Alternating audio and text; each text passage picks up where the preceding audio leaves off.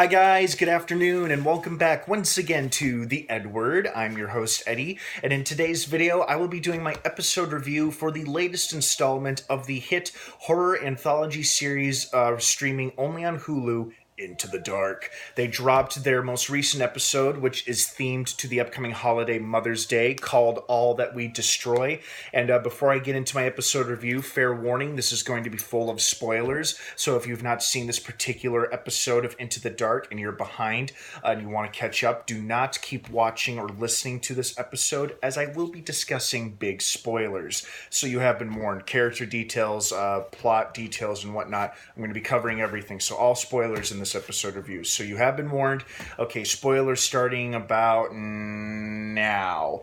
I'm going to be honest with you, this was not my favorite episode. I liked parts of it, but overall I felt like I had seen this story told before where, it's done. It's just, I feel like I've seen it done in so many episodes of television, covering so many different TV shows, most of them along the lines of horror, fantasy, or sci-fi.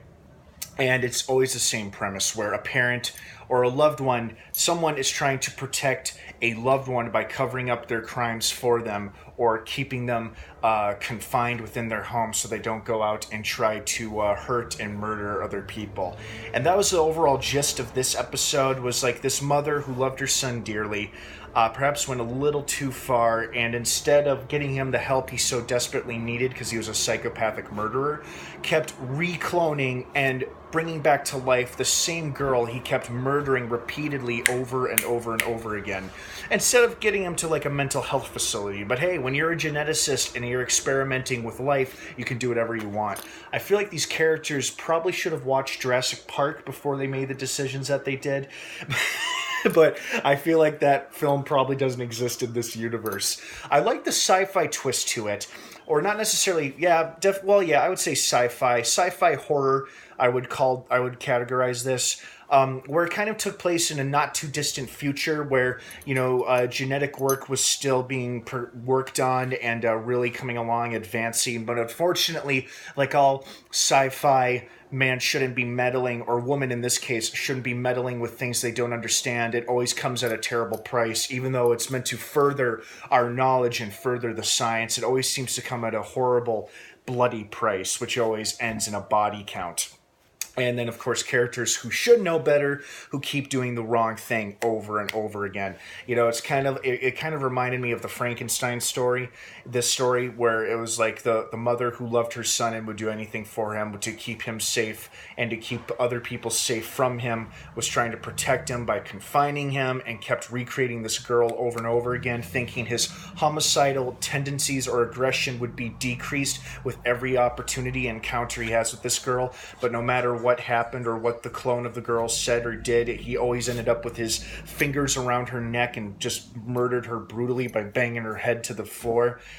And it's like, you want to say to this doctor, you're like, dude, why are you letting him keep killing these clones? I mean, they're human beings. Like, these clones are like now human beings. They're fully grown human beings, and you just keep murdering one after another.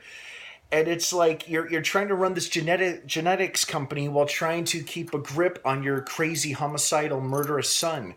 And it's like you got to choose one or the other. You can't do both. So overall, I mean, I liked parts of it, but this was not my favorite episode. I mean, I thought Samantha Massis did a great job. She played the mother. And I liked the theme of how a mother's love is strong and unconditional. Perhaps a little too unconditional in this case, although this was an extreme example or scenario because this was a sci-fi horror story.